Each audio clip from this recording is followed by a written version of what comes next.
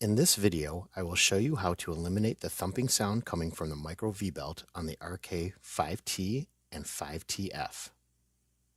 You may need to follow these steps if your wheel is making this sound that does not dissipate over a short period of time. This is what it sounds like.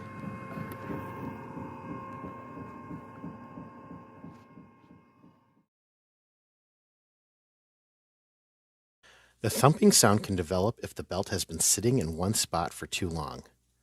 When it sits idle, the belt conforms around the small pulley and develops a hard spot. When the belt rotates around, it can make a thumping sound. The first corrective measure to try to eliminate the thumping sound is to run your wheel at near top speed for upwards of 30 minutes. This in itself can sometimes eliminate the thumping sound as seen here. Sometimes the thump will dissipate, but you can still hear remnants of the thump. This no longer poses any issues when throwing.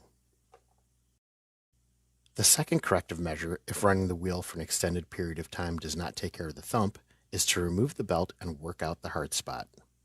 First, remove the 6 screws that hold the bottom metal plate, then remove the plate. Let's take a look inside the wheel. First, we see the large pulley assembly. This houses the wheel bearings as well as being the large flywheel for the wheel head. Next, let's take a look at the small pulley. It is directly driven by the motor. It has a series of grooves that the micro V-belt fits into. Since the wheel has been running for some time, the belt is warmed up, making it more pliable, allowing us to work out the hard spot. First, remove the belt by pulling it away from the large pulley as the pulley rotates slowly. Continue to gently pull the belt away. Once the belt has been removed from the large pulley, maneuver it out of the wheel.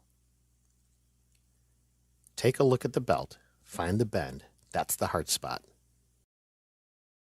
Flip the belt inside out so the grooves of the belt are facing out. With your thumb, work the hard spot out.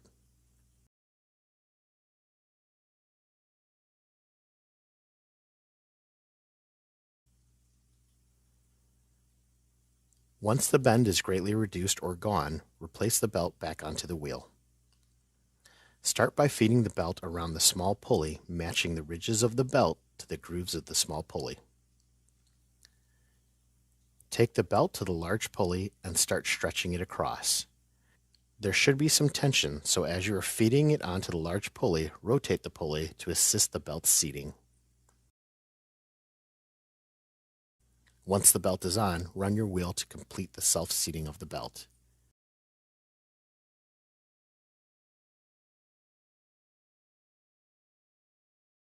Replace the metal bottom cover.